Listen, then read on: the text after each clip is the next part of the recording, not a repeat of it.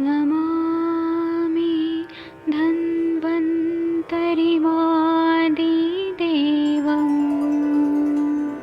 सुरासुरैर्वन्दितपादपद्मम् लोके जरारुभयमृत्युनाशम् दातारमीशम् विविधौषधीनां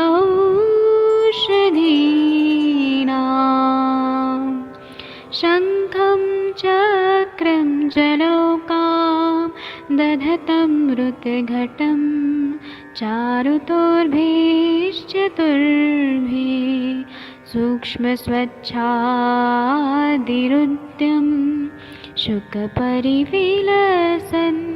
मौलिमम्भोजनेत्रम् कालाम्बोदोज्ज्वलाङ्गं कटितटविलसत्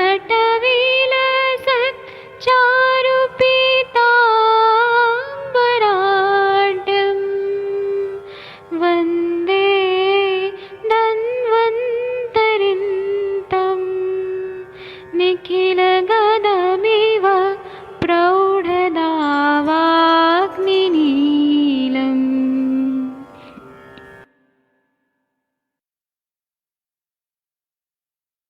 कोई भी सपना साकार करने के लिए सबसे जरूरी है सही कोच का होना। चुनिए आयुष दर्पण डिजिटल को और करे अपनी क्लिनिकल आयुर्वेद सीखने का सपना साकार। Download the app now.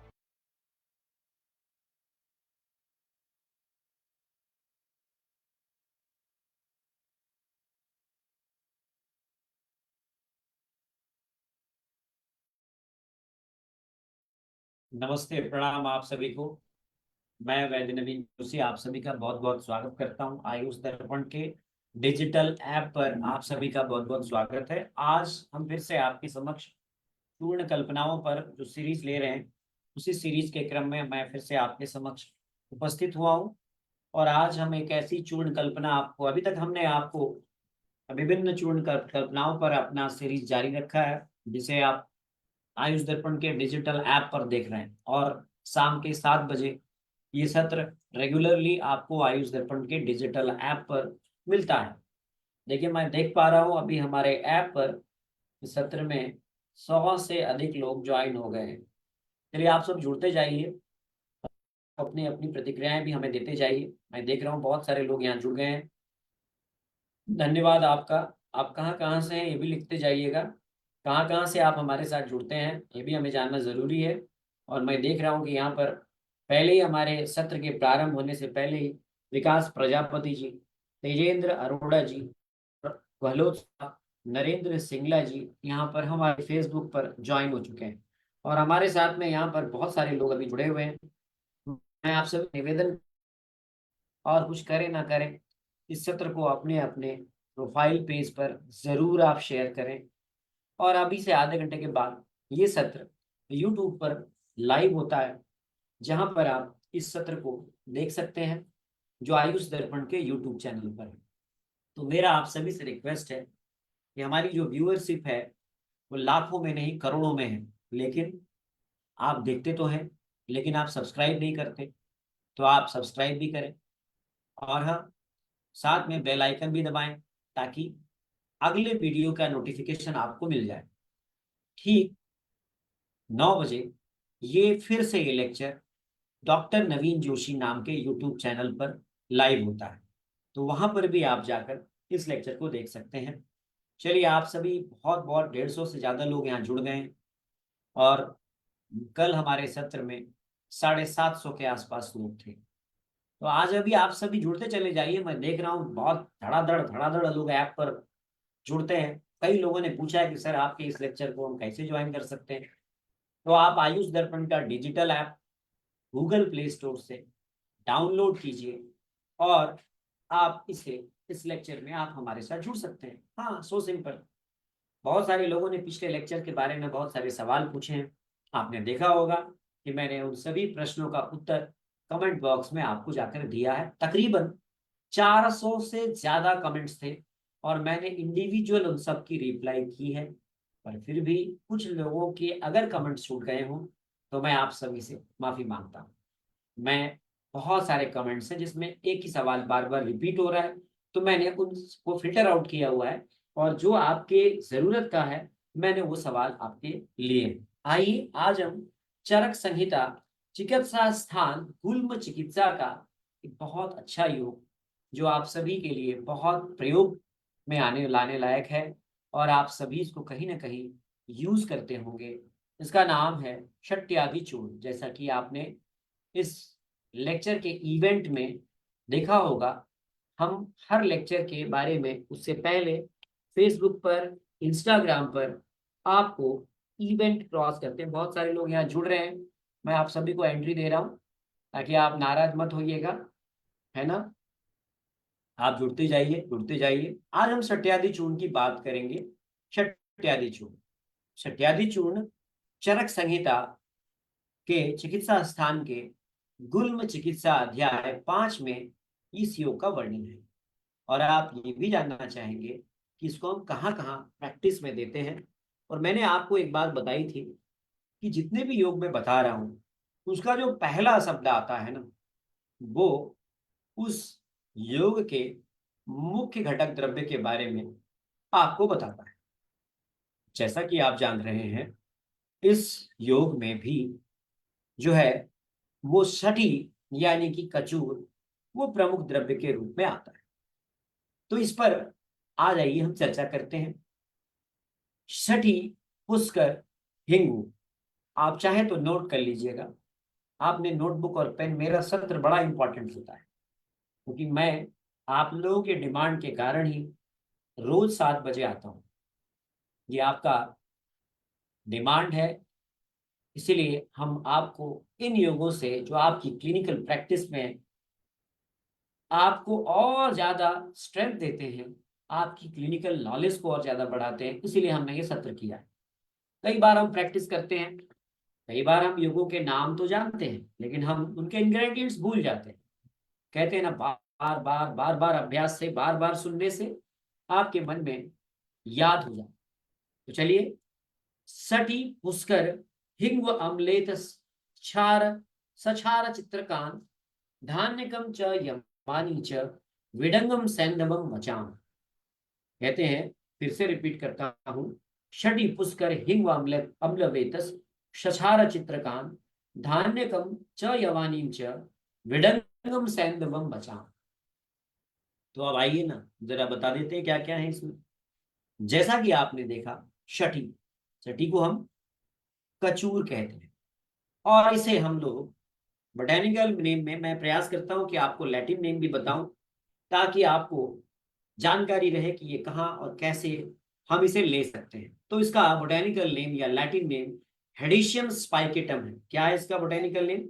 हेडेशियम स्पाइकेटम है। तो हेडेशियम स्पाइकेटम जिसे हम लोग शटी कहते हैं। इसके बाद दूसरा जो द्रव्य है वो है पुष्कर, हिंग, आम्लवेतस, यवक्षार, चित्रकान और यवक्षार, चित्रक मूल, धनिया, अजवाइन और वाय विडंग, है ना। धन्यवाद। धान्यकम च यवानी च विडंगम सैंधवम और फिर मीठा वच। आगे कहते हैं, सचव्य पिप्पली मूलम अजगंधाम सदाड़ीमान। कहते हैं इसके अलावा चव्य, पीपला मूल, अजगंधा, दाड़िम और आगे कहते हैं अजाजी चा अजमोदाम च चूर्णम कृत्वा प्रयोजयेत्। अजाजी यानी अजवाइन, दाड़िम और अजमोदा। अजमोदा तो हो ही गया, है ना। अजाजी का मतलब जीरा, अजमोदा। तो ये सभी द्रव्यों को आपने कपड़ छान चूर्ण बनाना है। जैसा कि आप सब जानते हैं कि जब हम चूर्ण लेते हैं तो सभी द्रव्यों का हम लोग संकलन करते हैं। द्रव्यों के संकलन के उपरांत हम उनका चूर्ण बना लेते हैं। मैंने बार बार एक ही बात को रिपीट करता हूँ या आपको ताकि समझ में आए। तो हम लोग क्या करते हैं, उसका चूर्ण बना लेते हैं। अलग अलग हम उसको, अलग अलग उसका हमने चूर्ण बनाना है। अलग अलग क्या बनाना है? हमने चूर्ण बनाना है। और चूर्ण बनाने के बाद हमने आगे क्या कहते हैं, आप देखिए, कहते हैं रसेन मातुलंगस्य मधुसुक्तेन वा पुनः भावितम गुटिकाम कृत्वा सुपिष्टाम कोल संविताम। कहते हैं कि इसको बिजोरा नींबू के रस में 5 भावना या फिर मधु अम्ल से 2 भावना देकर घोट कर इसकी बेर के समान यदि आपने गोली बना के रख ली तो ये बहुत जबरदस्त काम करती है। मैं बहुत सारे लोगों के कमेंट्स आपके आ रहे हैं, मैं आप जो भी सवाल है वो पूछते जाइएगा, पिछले भी सत्र से रिलेटेड आप सवाल पूछ सकते हैं। अच्छा, शिवगंज सिरोही जी राजस्थान से जुड़ते हैं हमारे साथ में। अच्छा अच्छा, बहुत बहुत बधाई आपको सर, थैंक यू। आप कहाँ कहाँ से जुड़ते हैं ये भी लिखिए हमारे साथ में। मैं देख रहा हूँ अमन जी जुड़ रहे हैं हरियाणा से, हमारे साथ पंजाब से जसविंदर जी हैं, हमारे साथ जो है वो अभी जुड़ते हैं कनाडा से परमजीत सिंह जी, और हमारे साथ जुड़ते हैं नॉर्थ अमेरिका से, मैं देख रहा हूँ ऐप पे सुधीर कुमार विश्वकर्मा जी। अच्छा, थैंक यू। बिहार के पूर्णिया से जुड़ते हैं मनोज जी, और हमारे साथ कटिहार बिहार से जुड़ते हैं श्री प्रकाश जी। श्री प्रकाश से लखीमपुर खीरी से जुड़ते हैं हमारे साथ वंदना जी जुड़ती हैं। महाराष्ट्र के पूना से जुड़ते हैं शंकर शंकर जी। अच्छा, साथ साथ में हमारे साथ में जुड़ते हैं लोनावला से श्री सुमन ध्यानी जी, और हमारे साथ में और भी बहुत सारे लोग यहाँ जुड़ रहे हैं। आप कहाँ कहाँ से आप लिखते जाइएगा, मैं आपके नाम लेता जाऊंगा और आपके प्रश्न भी लूंगा। तो मैंने फिर से रिपीट करता हूँ इस द्रव्य के बारे में, शठ्यादि चूर्ण। फिर से मैं रिपीट करता हूँ, शठ्यादि चूर्ण जो है, जो चरक संहिता चिकित्सा स्थान गुल्म चिकित्सा अध्याय में ये योग आया है, इसका जो मुख्य घटक है वो शटी है, पुष्कर मूल, हिंगव, हिंगू, अम्लवेतस, घी में बुनी हुई हींग है ना, अम्लवेतस, यवक्षार, चित्रक मूल, धनिया, अजवाइन, वायविडंग, सेंधा नमक, मीठा वचा, चब्य, पिपरा मूल, अजगंधा, खट्टा अनारदाना, अजमोदा, इन सब को आपने कपड़ा छान चूर्ण बनाकर चूर्ण बना लीजिए इन सबको। और बिजोरा नींबू के रस, बिजोरा नींबू आप जानते हैं है ना गहलोत साहब, बिजोरा नींबू के स्वरस में आपने 5 भावना देनी है। भावना कैसे देते हैं, भावित करते हैं। भावित करने से क्या होता है, गुण बढ़ जाते हैं। हाँ, उस औषधि के गुण बढ़ जाते हैं। फिर या तो आप अगर इस प्रकार से भावना तो देते ही देते हैं, साथ में आप शहद और शहद मधु शुक्त कहते हैं, नहीं, मधु और शुक्त अम्ल, इसकी भावना आप देते हैं। तो इससे घोट करके आप इसकी गोली बना सकते हैं। आप ये कहते हैं कि ये जो गोली है, जो ये आपने इस चूर्ण से जो गोली बनाई, गुटिका बनाई, ये हमारे शरीर में गुल्म, प्लीहा रोग, आनाह, श्वास, कास, अरुचि, हिक्का, हृदय रोग, पाइल्स की समस्या, सिर के रोग, और साथ में पांडु रोग, साथ में कफ के उत्क्लेशन, सभी प्रकार की प्रवाहिका, पार्श्वशूल, हृदय शूल और बस्ती शूल को ये नष्ट करती है। तो कमाल की औषधि है ना ये, नहीं? अब इस पर हम ये कहें कि देखिए आजकल इस योग के नाम से बहुत सारे और भी शठ्यादि चूर्ण के नाम से आपको अलग अलग योग मिलते हैं। मैं आपको शठ्यादि चूर्ण के बारे में थोड़ा बहुत और भी जानकारी देना चाहूंगा जो आपके लिए काम की है। शठ्यादि चूर्ण जो है वो अन्य हम व्याधियों में भी इसका प्रयोग करते हैं, पर इसके थोड़े थोड़े इंग्रेडिएंट्स जो हैं वो बदल जाते हैं, थोड़े बहुत इंग्रेडिएंट्स जो हैं वो बदल जाते हैं। और लेकिन आपको एक चीज जो सब में सामान्य है, सब चीज में कॉमन है, वो क्या है, तो शठी यानी कि कचूर, वो सब में कॉमन है। तो आप अगर देखेंगे कचूर सब में है।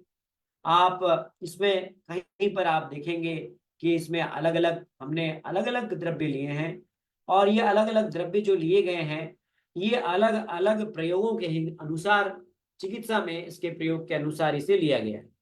अभी एक सवाल आया है कि सर जी ये जो शठ्यादि चूर्ण है, क्या ये हमारी गुल्म के अन्य योगों से ज्यादा लाभकारी करता है क्या? यहाँ पर एक सवाल आया, क्या हम एरंड तेल दे सकते हैं? क्या बिल्कुल दे सकते हैं। गुल्म के रोगियों में आप एरंड तेल बिल्कुल दे सकते हैं, क्यों नहीं दे सकते हैं। देखिए यहाँ पर अभी मैं जो आपको एक दूसरा योग बता रहा हूँ, ये इस योग में अगर आप देखें तो शटी है, चोरक है, जीवंती है, त्वक है, मुस्तक है, पुष्कर मूल है, तुलसी है, भूमि आमलकी है, एला है, पिप्पली है, अगरू है और शुंठी है। अगर आप देखेंगे तो ये जो हमारा जो दवा है, ये जो हमारी दवा है, इसको मूल रूप से हम तमक श्वास में प्रयोग करते हैं। तमक श्वास के लिए भी शट्यादि चूर्ण का प्रयोग बताया गया है। जो मैंने अभी आपको जो योग बताया था, ये योग गुल्म चिकित्सा पे में बताया गया है। और जो ये जो अभी आपने शट्यादि चूर्ण सुना, ये योग जो है ये हमारा तमक श्वास के लिए इसको बताया गया है। और ये भी हमारे हमारे लिए बहुत महत्वपूर्ण है, हम लोग इसका भी प्रयोग करते हैं। और ये योग के इंग्रेडिएंट्स भी काफी अच्छे प्रभाव देते हैं। अब आइए हम जानते हैं कि जो इसमें जो द्रव्य पड़े हुए हैं वो कैसे काम करते हैं। तो देखिए, जो मैंने अभी आपको गुल्म वाला बताया, वो सब उसमें भी सटी है ना, उसमें भी पुष्कर मूल है। और लेकिन आप अगर देखेंगे तो जो अभी मैं श्वास वाला जो आपको बता रहा हूँ, छट्यादि चूर्ण तमक श्वास वाला, उसमें थोड़े से इंग्रेडिएंट्स बदल जाते हैं, है ना। तो ध्यान रखिएगा कि दोनों में जो कॉमन है वो शटी है। अगर हम शटी के गुण को देखें, जिसे हेडिशियम स्पाइकेटम कहते हैं, ये कटु तिक्त कषाय रस प्रधान है, लघु तीक्ष्ण गुण युक्त है, उष्ण वीर्य है और कटु विपाक है। और अगर दोषों के अनुसार देखें तो ये कफवात सामक है, नहीं तो कफवात सामक है। अब जो दूसरा उसमें अगर आप देखेंगे कि दूसरा द्रव्य क्या है, तो आप पुष्कर मूल है। तो पुष्कर मूल आप सब जानते हैं, इसे एन्यूलर रेसिमोसा कहते हैं। ये तिक्त कटुरस प्रधान है, लघु तीक्ष्ण है, उष्ण वीर्य है और कटु विपाक का है। ये भी कफवात सामक है। यदि आप जो अभी जो मैंने दूसरा शट्यादि चूर्ण बताया, यदि आप इसके सभी इंग्रेडिएंट्स पर गौर फरमाएं तो ज्यादातर इसके जो इंग्रेडिएंट्स हैं वो कफवात सामक है।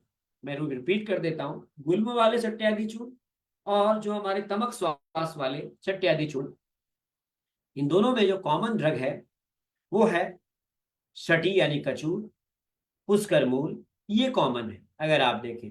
लेकिन जो श्वास वाला शट्यादि चूर्ण है उसमें चोरक है, जीवंती है, त्वक है, तमाल, मुस्तक है, तुलसी है, भूमि आंवला है, एला है, पिप्पली है, अगरू है और शुंठी है।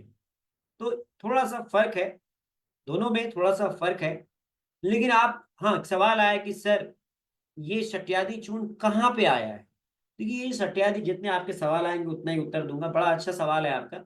दूसरा शट्यादि चूर्ण है, ये हमारे चरक संहिता चिकित्सा स्थान में हिक्का और श्वास, हिक्का चिकित्सा में आया है ना। हिक्का श्वास में जो वहां पर इस योग का वर्णन आया है, वहां पर आप शट्यादि चूर्ण का वर्णन आया हुआ है। तीसरा जो द्रव्य है वो चोरक है, एंजेला ग्लोइका। ये कटु तिक्त रस प्रधान है, ये भी लघु तीक्ष्ण है, उष्ण है और कटु विपाक है। और अगर आप देखें तो ये भी कफवात सामक है। त्वक, जिसे साइनोमम हम लोग जियालेनिकम कहते हैं, कटु मधुर रस युक्त है, लघु रुक्ष और तीक्ष्ण है। और अगर आप इसके बारे में देखें तो ये भी उष्ण वीर्य है, मधुर विपाक है और कफवात सामक है। मैंने पहले ही बताया कि ज्यादातर द्रव्य जो हैं वो शट्यादि चूर्ण जो हम जो तमक श्वास पे यूज करते हैं, तो ज्यादातर जो दवाइयां हैं, औषधियां हैं, ये कफ कफ वात या फिर कफ पित्त वात पित्त शामक है। कफ वात शामक ज्यादातर औषधियां हैं। जैसे आप देखेंगे तुलसी जो है कटु तिक्त रस प्रधान है, लघु रुक्ष गुणयुक्त है, उष्ण वीर्य है, कटु विपाक है और कफ वात शामक है। भूमि आंवला आप सब जानते हैं, फाइलेंथस न्यूरेरी कहते हैं, आप सब इसको लिवर डिसऑर्डर्स में बहुत यूज करते हैं। ये तिक्त कषाय मधुर रस युक्त है, लघु रुक्ष है, लघु रुक्ष है, शीत वीर्य है, मधुर विपाक युक्त और कफ पित्त शामक है। एला आप सब जानते हैं। देखिए, मैं ये सब क्यों बता रहा हूँ आपको, क्योंकि ये दवाइयां बार बार रिपीट हो रही हैं, तो आपको उनके बारे में, उनके गुण, उनके रस, उनके वीर्य, उनके विपाक और उनके दोषाग्नता जो है वो आपको पता होनी चाहिए। एला क्या है, तो एलेट्रिया कार्डोमम, कटु मधुर रस है, लघु रूक्ष्म गुण युक्त है, शीत वीर्य है, मधुर विपाक है और कफ वातग्न है। पिप्पली बार बार रिपीट होता है, कई सारे योग में मैंने पिप्पली के बारे में बताया। हाँ, आपके कमेंट्स में देख रहा हूँ, आपको मैं उत्तर दूंगा, अभी आप आराम से अभी पूरा पहले समझ लीजिए। पिप्पली जो है वो पाइपर लॉन्गम है, ये कटु रस प्रधान है, साथ में लघु रुक्ष है, शीत वीर्य है, मधुर विपाक है और कफ वातग्न है। अगरू देखेंगे आप तो एक्वेलेरिया एगेलोका, ये भी कटु तिक्त है, ये लघु तीक्ष्ण है, गुण युक्त है, ये उष्ण है वीर्य में और कटु विपाक है और साथ में कफ वातग्न है। इसी प्रकार से शुंठी को कौन नहीं जानते हैं, आप में से सभी जानते हैं। जिंजीवार ऑफिसिनल, जिसे ड्राई जिंजर कहते हैं, मैंने बहुत सारे आपको अभी जो चूर्ण बताए उन सब में जो है त्रिकट, जो हमारा त्रिकटु है वो कई में मुख्य घटक के रूप में था और उसमें शुंठी एक प्रमुख द्रव्य के रूप में आपने देखा नहीं। तो जिंजीबार ऑफिसिनलिस ये भी कटु रस युक्त है, ये भी लघु स्निग्ध गुण युक्त है, उष्ण वीर्य है, मधुर विपाक है और वात कफहर है। ठीक है, तो आप अगर गौर से देखें तो अधिकांश द्रव्य कफवात सामक है, कुछ वात पित्त सामक है और कुछ कफ वातग्न है और कुछ वात कफ हर प्रभाव देते हैं। तो ये सभी दवाओं के, इन सभी की औषधियों का अगर आप देखेंगे तो ये दवाइयां जो हैं, जो औषधियां, देखिए हमारे यहाँ सिंगल ड्रग फॉर्मुलेशंस नहीं लेते हम लोग ज्यादातर दवाइयां कॉम्बिनेशन ऑफ हर्ब्स होती है, ध्यान रखिएगा। और इसमें हर जो औषधि है ना, उसका एक एक द्रव्य जो है वो अपने प्रभाव से काम करता है, और जब हम कॉम्बिनेशन करते हैं ना यूज, तो फिर इसका जो इफेक्ट है वो कई गुना बढ़ जाता है। आप देखिए वही छठी हम गुल्म में यूज कर रहे हैं, उसी छठी को हम लोग यूज कर रहे हैं, आपने देखा पार्श्वशूल में, हृदय शूल में, उसी को हम बस्ती शूल में कर रहे हैं, कफ का उत्क्लेश करने में यूज कर रहे हैं, पांडु रोग में यूज कर रहे हैं। छठी वहां भी है, पुष्कर मूल वहां पे भी है, कुछ द्रव्य बदल गए, वही छठी आदि चूर्ण, छठी वहां भी है, पुष्कर मूल वहां भी है, कुछ द्रव्य हमने उसमें अलग जोड़ दिए, तो हम उसको ब्रोंकियल अस्थमा, तमक श्वास में ट्रीट कर रहे हैं। तो कहने का अर्थ यह है कि मूल द्रव्य के साथ में जो अन्य द्रव्य हैं वो अगर मिल जाते हैं तो हमें जो ओवरऑल इफेक्ट मिलता है, जो प्रभाव मिलता है, वो अलग अलग प्रकार का मिलता है। इसीलिए हमारे यहाँ एकल औषधियों की जगह पर हम कॉम्बिनेशन ऑफ हर्ब यानी पॉली हर्बल फॉर्मुलेशन की बात करते हैं। आपने एक बात और देखा कि जो शट्यादि चूर्ण है इसमें अधिकांश जो द्रव्य हैं वो द्रव्य लघु रूक्ष और तीक्ष्ण गुण युक्त है नहीं। और आप सब जानते हैं कि ये सारे द्रव्य जो हैं ये धात्वाग्नि मंद को ट्रीट करने में बहुत इंपॉर्टेंट भूमिका अदा करते हैं, यानी ये धातुओं की अग्नि को बढ़ाते हैं। तो जब धातुओं की अग्नि बढ़ेगी तो क्या होगा, हमारी जो मेटाबॉलिक रेट है वो बढ़ जाएगी नहीं। और जब मेटाबॉलिक रेट बढ़ेगा, जब हमारा शरीर का मेटाबॉलिज्म बढ़ेगा, तो इससे हमारी डाइजेशन बढ़ेगी, डाइजेशन बढ़ेगी तो डाइजेशन ठीक हो जाएगी हमारी। तो जो अनडाइजेस्टेड जो फूड मटेरियल जिसे आम कहते हैं उसका निर्माण कम होगा नहीं। और इस प्रकार से जो सामा अवस्था है वो कम होती चली जाएगी। रुक्ष गुण क्या करता है, हमेशा ध्यान रखिएगा, इसमें लघु रुक्ष और तीक्ष्ण गुण है। तो जो रुक्ष गुण है वो क्या करता है, एब्जॉर्प्शन को बढ़ाता है, हमेशा ध्यान रखिएगा, जो एक्सेसिव सिक्रीशन होता है उसे बढ़ाता है, जिससे जो ऑब्स्ट्रक्शन है, जो अवरोध है वो कम होता चला जाता है। और जो म्यूकस प्लग है कहीं कहीं पर ना, हमारे स्टमक श्वास का कारण क्या होता है, हमारी जो रेस्पिरेटरी चैनल्स हैं वहां पर म्यूकस के प्लग ऑब्स्ट्रक्शन करते हैं, अवरोध करते हैं। जैसे ही रुक्षता बढ़ती है इन औषधियों के द्वारा, तो उससे वो म्यूकस प्लग डिसॉल्व होने लगते हैं और ये कफ हर प्रभाव के रूप में हमें दिखता है। समझ में आ रहा है तो यस लिखिए यहाँ पे चैट बॉक्स में। हाँ, बहुत सारे लोगों ने यस लिखा, थैंक यू। जो समझ में नहीं आएगा मैं उसका उत्तर दूंगा। अब यहाँ पर देखिए तुलसी का प्रयोग है, आप देखिए जो सट्यादि चूर्ण जो हम लोग तमक श्वास में यूज करते हैं नहीं, नरेंद्र सिंगला जी, उसमें आप अगर देखें तो उसमें तुलसी है, चोरक है, भूमि आमलकी है, पिप्पली है, मुस्ता है, एला है और त्वक है। त्वक का अर्थ मैंने बताया आपको साइनोमम जियालेनिकम है ना, त्वक कहते हैं इसे। तो ये जितने भी द्रव्य है ना ये दीपन पाचन है, और ये क्या करते हैं, संप्राप्ति के विघटन में बहुत इंपॉर्टेंट रोल अदा करते हैं। क्यों, क्योंकि रोग सर्वे अपि मंदाग्नौ, मंदाग्नि ही सभी रोगों का कारण होते हैं। तो यानी आपने क्या किया, शट्यादि चूर्ण के रूप में आपने औषधि दी और एक तीर से कई सारे आपने शिकार किए। यानी एक तरफ आपने दीपन पाचन प्रभाव भी प्राप्त किया, दूसरी तरफ आपने इसमें शुंठी, जीवंती, तुलसी, एला, जो ये द्रव्य है ये क्या करते हैं, ये स्रोतोशोधक है, स्रोतों का शोधन भी किया आपने। यानी आपने अलग अलग चैनल्स को, जो आपके प्राणवश स्रोतस हैं, जिसके कारण तमक श्वास की स्थिति बन रही है, वहां पर जाकर के आपने स्रोतोशोधन का भी काम कर दिया, जिससे क्या होगा, जो वात है उसकी अनुलोमन हो जाएगा और इस प्रकार से आपकी संप्राप्ति का विघटन हो जाएगा, है ना। तो ग्रेट लिखिए यहाँ पे, समझ में आया तो ग्रेट लिखिए आप। थैंक यू, बहुत सारे ग्रेट आ गए आपके, धन्यवाद, थैंक यू। शेयर करते रहिएगा, हाँ, शेयर करना मत छोड़िएगा। और बार बार एक ही बात कहता हूँ कि आप हमारे लिए, हमारे जो इस लिंक को जो आप यूट्यूब पे देखेंगे और अभी आप फेसबुक पे देख रहे हैं, तो इसे ज्यादा से ज्यादा दूसरों को भी बताइए ना। आप ही सीखेंगे क्या जरूरी है, दूसरे भी सीखने चाहिए, दूसरों को भी जानना चाहिए। और हाँ, एक बात और बार बार मैं कहता हूँ कि औषधि का प्रयोग, मेरे ये सारे लेक्चर्स जो है कई बार सामान्य पब्लिक भी देखती है, ये हमारे मेडिकल नॉलेज को इम्प्रूव करने के लिए बनाया गया है। किसी भी औषधि का प्रयोग बिना चिकित्सक के परामर्श से कभी नहीं करना है, ठीक है। आइए अब हम जानते हैं इसमें कौन सा आम पाचक है। बहुत सारे लोग आम पाचन सुनते हैं ना, तो आम पाचन में कौन कौन सी औषधियां जो शट्यादि चूर्ण में है वो काम करती है। नहीं, शुंठी, पिप्पली, त्वक, ये बहुत इंपॉर्टेंट है। हाँ हाँ, लगता है आपको बहुत, ये आम पाचन में बेहतरीन काम करती है। जी हाँ, तो ये, और तमक श्वास के रोगियों में तो ये बहुत ही अच्छी दवा है। तो ये आम पाचक भी करती है। और वात कफग्न द्रव्य की बात करें तो फिर शठी, चोरक, त्वक, मुस्तक, पुष्कर मूल, तुलसी, एला, पिप्पली, अगुरु और शुंठी, ये स्वयं में वात कफ नाशक भी, जिनके बारे में मैं पहले भी आपको बता चुका हूं। और आप सब जानते हैं कि इन सब का जो ओवरऑल प्रभाव है वो श्वास हर प्रभाव है। कैसा प्रभाव है, श्वास हर प्रभाव है। बहुत सारे इस पे का बहुत सारे शट्यादि चूर्ण पर काम हुए हैं। शट्यादि चूर्ण के काम जो रिसर्च हुए हैं, जो भी हुए हैं, मैं इनकी रिसर्च पे मैं नहीं जाऊंगा।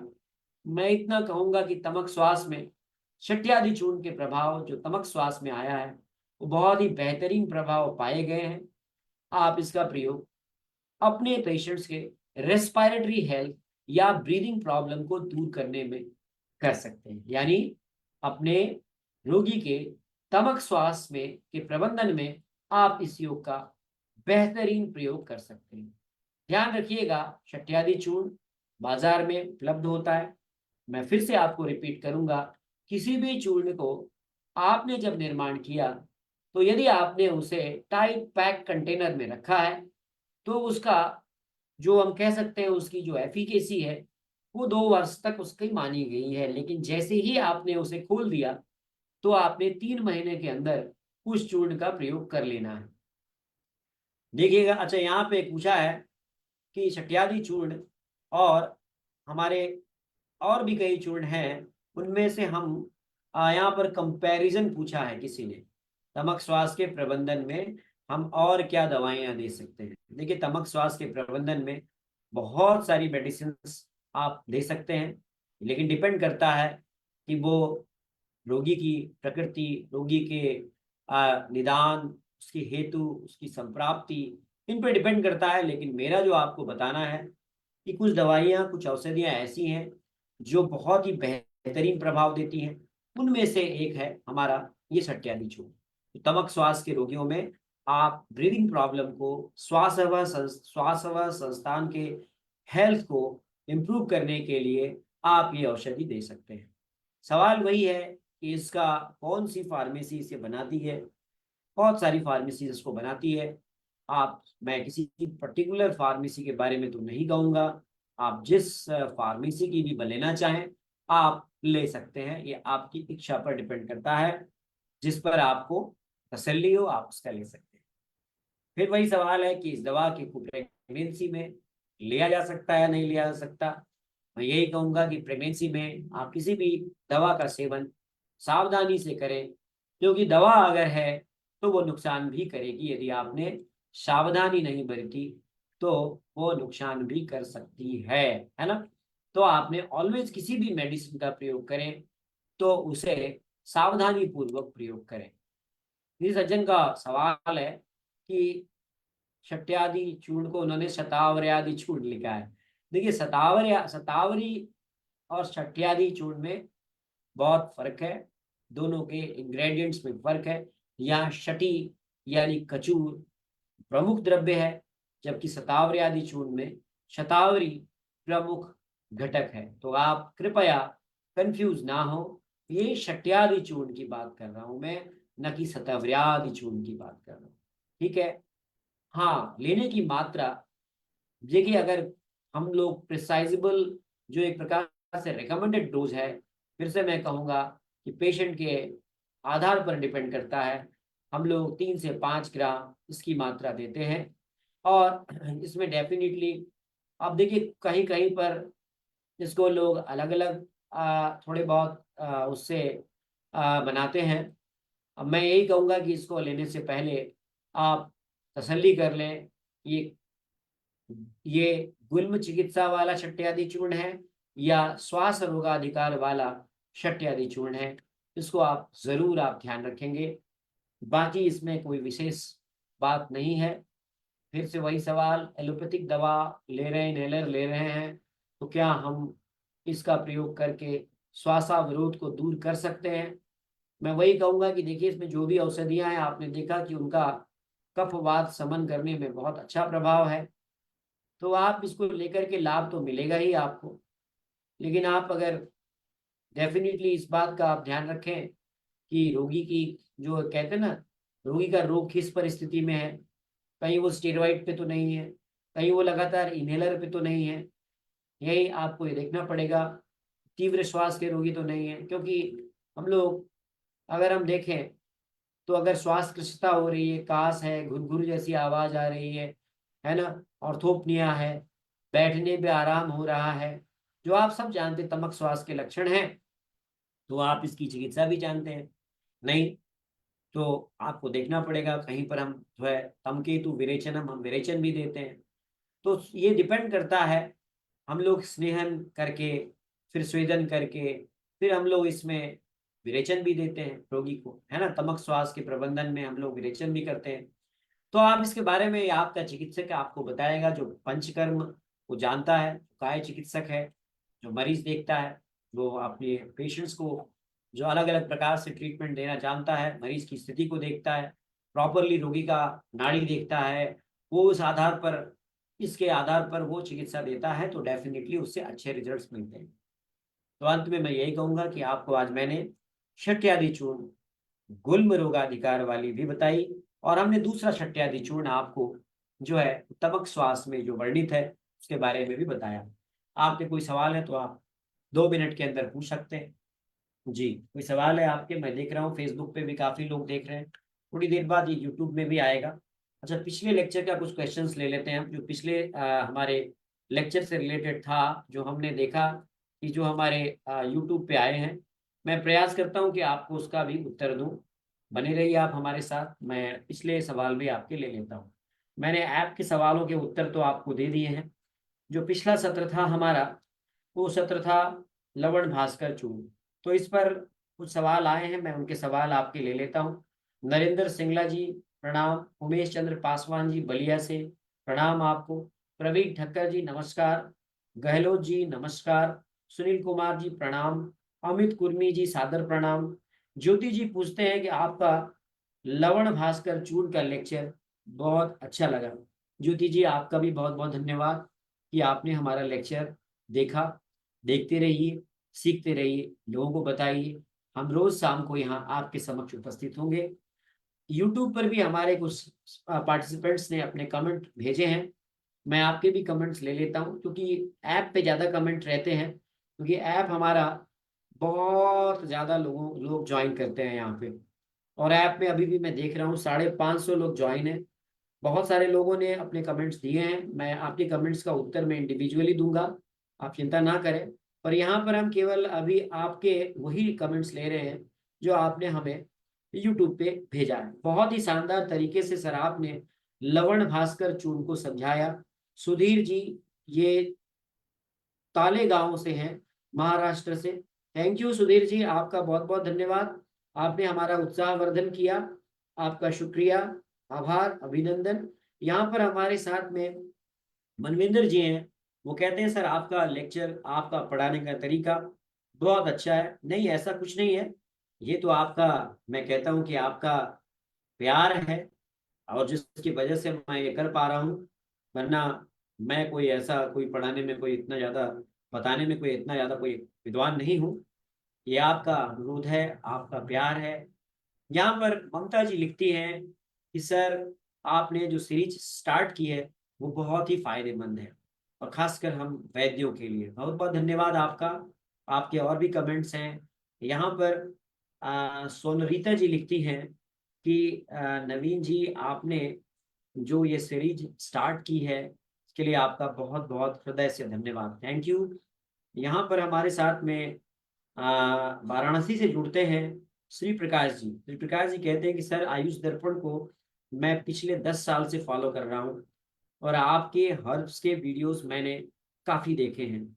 सर आपका बहुत बहुत धन्यवाद इस प्रकार के सत्र को प्रारंभ करने के लिए। आपका भी बहुत बहुत धन्यवाद जो आपने हमारे लिए समय निकाला। इसी प्रकार से हमारे साथ में यहाँ रमेश साहू जी छत्तीसगढ़ से लिखते हैं कि सर आपने जो ये सत्र प्रारंभ किया है ये बहुत ही औसम है। अरे आप भी तो औसम है सर आप कम औसम है क्या। इसी प्रकार से हमारे साथ में उड़ीसा के पुरी से यहाँ पर वैद्यनाथ महोपात्रा जी लिखते हैं, सर आयुष दर्पण और आपका डॉक्टर नवीन जोशी यूट्यूब चैनल मैं कई सालों से देखता हूँ, और मुझे आपके इस लेक्चर्स का बहुत समय से इंतजार था। बहुत बहुत धन्यवाद, आपका इंतजार हमने पूरा किया ना। कुछ व्यस्तताएं थी और मैं रेगुलरली नहीं आ पाता था, लेकिन मैंने आपके अनुरोध को स्वीकार किया, और मैं अब नियमित रूप से प्रयास करूंगा कि मैं 7 बजे आऊं। मनोज जी लिखते हैं झांसी उत्तर प्रदेश से कि सर आपका मर्म और नाड़ी का ज्ञान अद्भुत है। बहुत बहुत धन्यवाद, ये सब गुरुजिनों का आशीर्वाद है जो मैं नाड़ी और मर्म सिखाता हूँ। 30 से 40 हजार, ज्यादा तो नहीं, 30 से 40 हजार लोगों को मैं प्रत्यक्ष तौर पर ये सिखा चुका हूँ। आपको भी सीखना है तो आपका भी स्वागत है। हमारे साथ में यहाँ पर वेस्ट बंगाल से सुधीर गांगुली लिखते हैं कि सर आपका समझाने का तरीका अद्भुत है। बहुत बहुत धन्यवाद आपका। ये आपकी आपकी हौसला अफजाई के लिए मैं बहुत बहुत धन्यवाद, थैंक यू। मनीषा मल्होत्रा जी दिल्ली से लिखती हैं कि सर आप और भी लेक्चर्स लिया कीजिए। देखिए मनीषा जी, और तो मैं मुश्किल है अभी, पर एक लेक्चर जरूर मैं लूंगा शाम के 7 बजे का। बहुत सारे कमेंट्स हैं, मैं फिर आपके अगले सत्र में लूंगा। बहुत बहुत धन्यवाद, आप सभी का प्रणाम, नमस्ते। हाँ, फिर से मैं आप सभी से रिक्वेस्ट करूंगा कि जो आप पीछे बैनर देख रहे हैं ये आयुष दर्पण का है, और यहाँ जो आप लिखा देख रहे हैं सब्सक्राइब नाउ, तो चलिए ना सब्सक्राइब कीजिए ना, और हाँ बेल आइकन दबाना मत भूलिएगा। थैंक यू, नमस्ते, प्रणाम आपको।